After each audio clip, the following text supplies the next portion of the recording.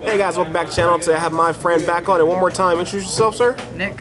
And Nick, you're back on the channel this time around. What did we do today, man? Went undefeated. With what deck? Rescue Ace. Again, man, you're back on it with Rescue Ace again, undefeated. This time with some updates, right? Yes, some updates, yes. Most definitely. Before we get started, is there any shout outs or anything you want to say, dude? Shout out to my girlfriend. She's actually here right now.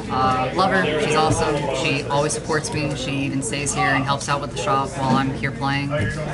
Shout out to the channel. You're awesome. Your content's great. And shout out to the guys, because everyone here is fantastic. Most definitely. We appreciate you saying all that. No further ado, let's get your deck profile, brother. Alrighty. Most of the stuff right here is pretty standard. I'll start off with the monsters. 3 Rescue Ace, Airlifter, he's your starter. I'll get later into it at the end, but I play the Dark Fluid package, so he is a 1-card starter for the entire engine. Pretty standard in that sense. Next will be 2 Hydrant. A lot of people are kind of on between 2 and 3 right now. I'm sticking to 2. I see it enough. I don't need to see it anymore.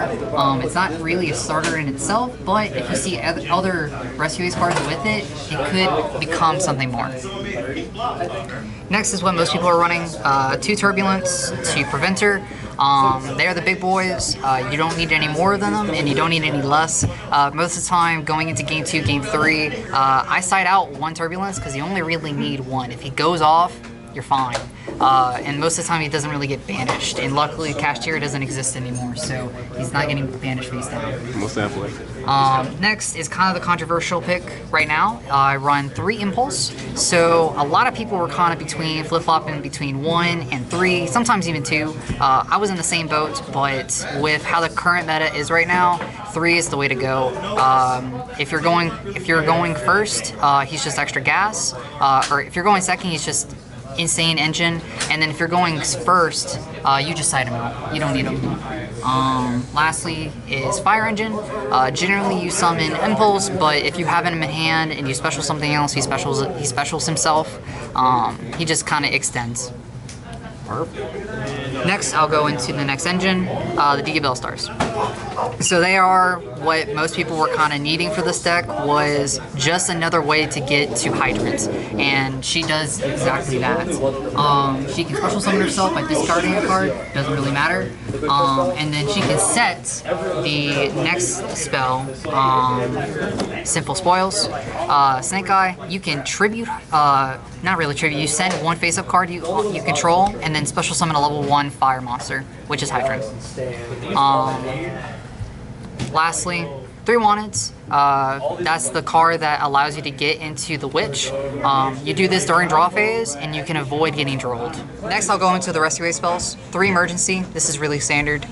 It is both your engine as well as a starter, and can even be a protection for your Rescue Ace cards, because it tributes after for cost. Next is pretty standard. 1 Alert, 1 Rescue, and 1 HQ. 1 adds a card, 1 special summons from grave, and the other one is your restock. So you can shuffle back 4 Rescue Ace cards from Banish or Graveyard, shuffle them back and draw a card. It also gives you a second normal summon. That second effect has come up a lot this tournament. They don't notice it, they don't think about it, and it can continue to kick back. So like if I have Airlifter and Hydrant, I can add off of Airlifter, the Rescue Ace HQ, and then I can go into Hydrant itself without having to like just worry about being ashed on emergency to special the Hydrant. Lastly, the 2 traps, Contain and Extinguish. They're just good. One's a pop, the other one's a negate, and then they have additional effects when you have Hydrant on board. They are just good. Sometimes going into Game 2, if you know that you're going to go second, you just side 1 out because you don't need the other one, and it gives you more chances to see your hand traps. I'll go into the generic spells. 1 Call by the Grave. Didn't see it today, but it's just generically good. Rhoda. This gets you into Hydrant, or not Hydrant, it goes into Airlifter or Impulse. If you have 1 and you have Rhoda, you can grab the other one. It can be really good. Next, 2 Prosperities. Because the consistency in the deck has increased, you don't need the 3rd one anymore. Another issue that I have with Prosperity with the Dark Fluid package is you have to banish most of it. So you either give up your Dark Fluid package, or you use or you don't, you know. And it feels weird, but it's still very needed because sometimes you don't see enough starters, or you don't have a way to start your deck, and that's a way to do it. Lastly, 2 talents. Talents is just good right now. I think because we're in a hand trap meta. Some people aren't just expecting talents already in the main again, so it's kind of a flip-flop. With Unchained and Tier Limit still really good, having a way to interact with them more, not just through hand traps, is really important. Lastly, the hand traps. I run 2 nib. I think I might bump it up to 3, get rid of the call by. It's just good. If it's not necessary, you just side it out. Lastly, 3 Ash, 3 Imper. They're needed, they're good, they're the meta. Pretty self-explanatory. And that was 40 cards, correct? 40, 41. 40, 41? I can't think on the top of my head. Most definitely. Someone's going to break it down for us. Yeah. Next I'll go into the extra deck. The first thing I'll show you is pretty standard. It is going to be the Dark Fluid package. So essentially, you climb up into this boy, and then you get a Spell Trap negate, and then you get a monster negate. And then it boosts him up with attack. Sometimes you can just go for game for there. Other times, it just gives you protection. Whole package. Now, do you worry about that like with prosperity, or you just like avoid those cards and just choose these other cards you're about to go into? So you have to make a choice. You either give it up, or you don't need to. So the other cards in your extra deck are very important. They're very good. They're not just go into it, because I've had 2 people today just stop the combo entirely. But luckily, the rest of the cards allow you to be able to interact with your opponent. So you kind of pick and choose. Most of the time, if you need to prosperity, you need to do it for your combo anyway. This is just kind of a plus side. Most definitely. Combo decision tree. Yeah. Next, I'll do the Link once. I run Link Rebo and Anima. Link Rebo is just good, and then I think Anima is just spicy tech. People don't think about it. They forget about it. It's just really good. I've had games just where like they'll nib me. I'll go into Anima, I'll grab the token, and then I'll just swing for game.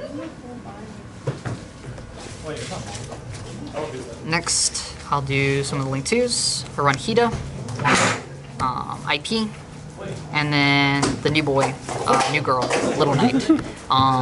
You run 2, if you can. If you can run 1, you run 1. It's good. It's just amazing. Hida is just kind of an extension, gives you another way. So if they ash you, now you have a target. Yeah. And then IP is just, it's IP. It can turn into Little Knight, but Little Knight is just such a good card. Whether that is the crackback or even in your own starting combo, if you want to play really reserved, you don't have to go into the full combo. You can just go Little Knight and pass. Lastly, I run Axicode. He's your finisher. He's good. You can climb in and take care of. And then lastly, this card actually won me 2 games today, Typhon. So whether it is at the end of your combo, and then you just kind of summon him to get extra pressure on the board, or sometimes in time, or like today, I played against Vanadium, and he made an entire board. He had Chaos Angel, Baron, Disbatter, Little Knight, everything. And he had like two Imperms and an Omni to get in the trap. And all I did was normal summon Hydrant, go into Typhon, and then I just went into battle phase and then swung into Little Knight and got game. That's perfect, dude. A lot of people don't see that shit coming, huh? That was the only way I was winning. Most definitely. Let's check out the side deck. Side deck. So right now I'm on 2 Druisworm, 1 Magnamut. I think the Bystials are really good. Obviously they're good against Pearly, they're good against Vanadium, they're good against just a number of different things in the meta right now. It also gives you a body on the board. Some people just forget that like just having the bodies are extremely strong. Like this deck can pump out bodies easily. And I like in my extra deck to give, or I like in my side deck to give me extra bodies. So you'll notice that some of the things that I run in here just give me an extra body or 2. Next, 3 Droll. Droll's just good. You have to have it right now. That's my personal opinion. There are some decks that you just can't beat without Drolling. You just can't. Next, I run one Feather Duster. It's good for the mirror match. It's good against Labyrinth. Kind of just a general generic decent card. One Encore and one Herald of the Abyss.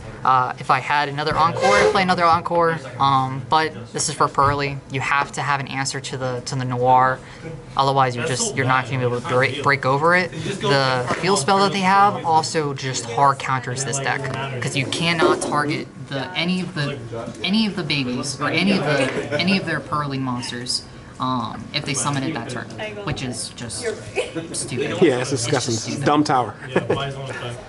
Next, two Phantasme. So this came up a couple of times today. It's mainly for Unchained, but any deck that likes to go into a Link 1 or a Link 2, you just kind of sift through your deck some more, gives you an extra body, and it gives you target protection. So say you go first, or say they go first, and you Phantasme, then you go into like your Turbulence play, and they try to Imperm it, you can stop the Imperm. Or they use emergency early in their combo, and they can't like Next, Pinkertops. Kind of going that same theme. I want extra bodies on the board. I think Pank is just a really good answer right now to Little Knight. You just special summon it, and then you swing into it. Otherwise, they can't really have an answer. And if they try to do something, he just pops himself and pops something else. Simple enough. And then lastly, something that I really have been enjoying lately is 3 Anti-Spell. Oh, wow, okay. So this card, if they don't have an answer to it, they pass turn, you kill them. Yeah, simple as that. It's simple as that. It's really good against Centurion. I didn't see it today. It's really good against Vanadium. It's really good against Tier. I mean, there are just a number of decks that, like, if they don't have the answer to be able to play past that, they just can't play. Most definitely. Hey, look, if it comes to be, definitely take it round 3. I mean, game 3. So yeah. Thank you, Nick, for letting me do deck profile, and congratulations on finishing our 5-round box tournament undefeated, man. Back again with Ace, bro. I love that, dude. What we're gonna do, we're gonna have all your past profile links in the descriptions. Until next time, guys, remember comment, like, subscribe, and check out those past videos. Until next time, guys, peace.